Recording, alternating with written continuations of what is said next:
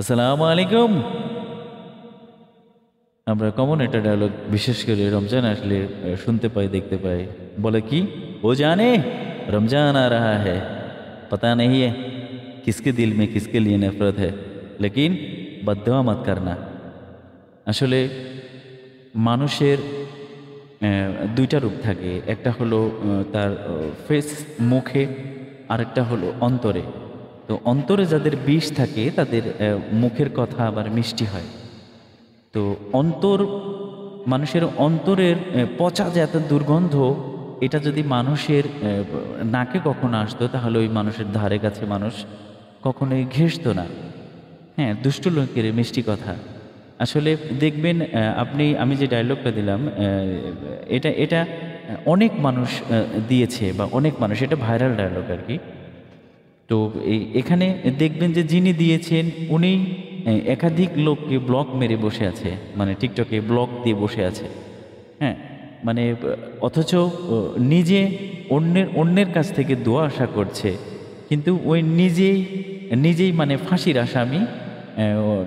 সেখানে অন্যের কাছ থেকে আবার দোয়া নিচ্ছে। তো এটা রমজান মাস, আমার আইডিতে কোনো মায়ের বেটা এসে বলতে পারবে না সুলতান ভাই আমাকে ব্লক করা হয়েছে, আপনি আমাকে ব্লক করেছেন। নাই, আমি যে কোনো প্রশ্নের উত্তর, যে যেখান থেকে যে কোনো প্রশ্ন করবে, বিশেষ করে আমার সম্পর্কে আমার জ্ঞানে যতটুকু আছে আমি উত্তর দিতে সক্ষম।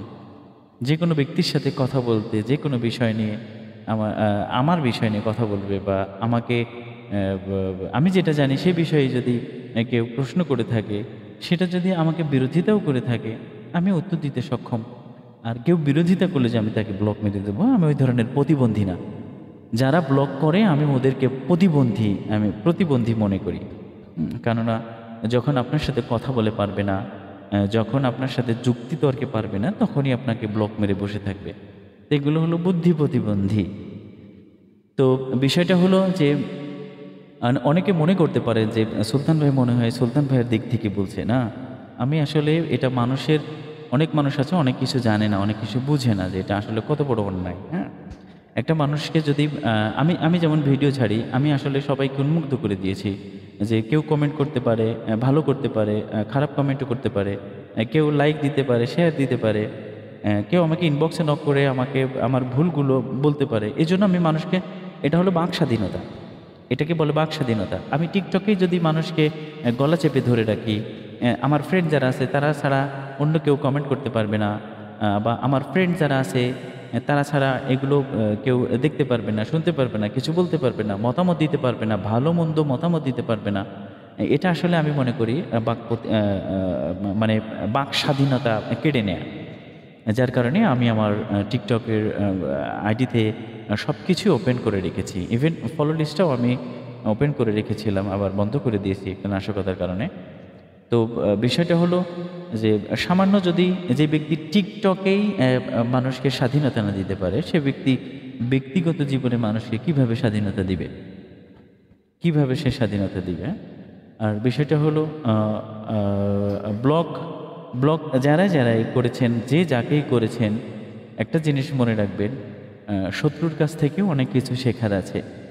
আপনাকে আমাকে যদি কেউ বিরোধিতা না করে, আসলে আমাকে যদি কেউ বিরোধিতা না করে, আমি যে ভুল করছি না আমি ভালো করছি, এখন আমি বললাম 5 আর 5 10, এখন আমি এটা বলে মুখ বন্ধ করে রাখলাম, কাউকে কিছু বলার সুযোগ দিলাম না।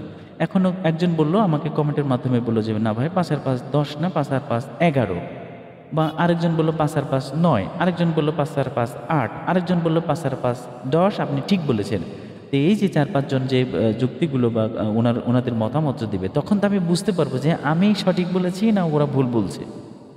এখন আমি যদি এগুলো এই স্বাধীনতাটুকু মানুষকে না দিই, জনগণকে না দিই, বা শ্রোতাদেরকে না দিই, ভালোবাসার মানুষদেরকে না দিই, তাহলে এখানে বাক স্বাধীনতা কেড়ে নেওয়া হলো। আর সামান্য টিকটকে যদি কেউ বাক স্বাধীনতা কারো না দেয়, আমি মনে করি না সে মানুষ, সে যে পর্যায়ের হোক না কেন।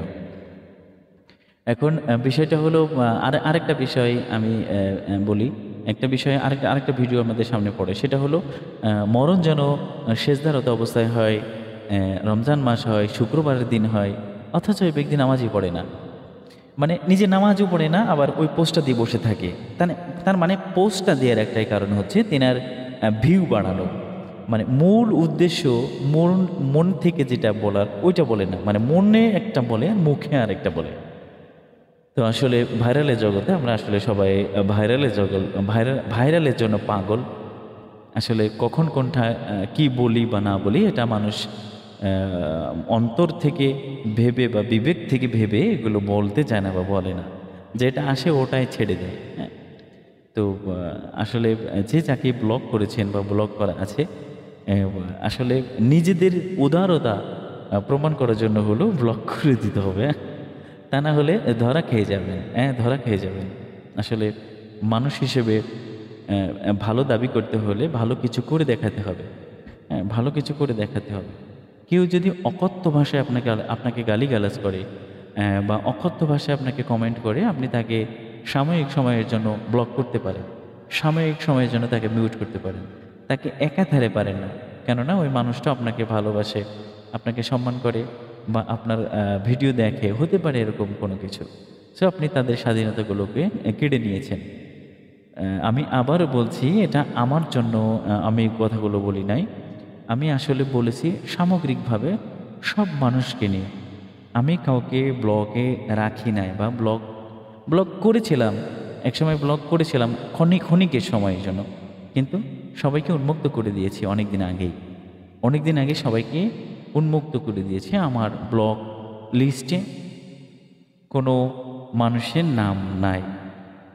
তো অনেকে, আমি আবার বলি, অনেকেই মনে করতে পারেন সুলতান ভাই আপনার দিক থেকে মনে হয় কথাগুলো বলছেন। না, আমি সবাইকে এতটুকুই জানানোর জন্য যে আসলে মানুষের ব্যক্তি স্বাধীনতা দরকার। আপনি যদি সামান্য এই মিডিয়াতেই যদি মানুষের ব্যক্তি স্বাধীনতা না দিতে পারি, তাহলে আমরা মানুষ হিসেবে সফল মনে করি না। আমি মানে একজন বিবেকবান বা জ্ঞানসম্পন্ন মানুষ হিসেবে মনে করি না ওই সব মানুষগুলোকে যারা ব্লক মেরে বসে আছে বা অন্য কাউকে। আমি নিজের কানে শুনেছি, বা অনেকে আসে কান্নাকাটি করে ব্লক মেরেছে, অনেকে আসে গালাগালি শুরু করে দেয় ব্লক মেরেছে, অনেকে অনেক বোর্ডে গিয়ে দেখে ভাই অমুক আমাকে ব্লক করেছে, আমি কি অপরাধ করেছি না করেছি। আমি কিন্তু মানুষের কারণেই ভিডিওটা দিলাম, আমি আমার কারণে দিলাম না। যাতে যারা বুঝে না, না জেনে না বুঝে ব্লগগুলো করেছে বা মিউট করে রেখেছে, অথবা কমেন্টগুলো করতে দিচ্ছে না, বা তিনি একটা ভালো কমেন্ট করতে চায় বা কোনো কিছু জানতে চায়, এগুলোর স্বাধীনতা থেকে যাদেরকে বিরত রাখা হয়েছে তাদেরকে যেন সুবিধাগুলো দেওয়া হয়। আমি আবারও বলছি, আসলে আমি পরোয়া করি না কে কাকে ব্লক মারলো আর কে কাকে মারলো না। আমার বিখ্যাত একটা ডায়লগ আছে, যেহেতু এটা আমার নিজের ডায়লগ, সেহেতু আমি বিখ্যাতই বলি আর কি।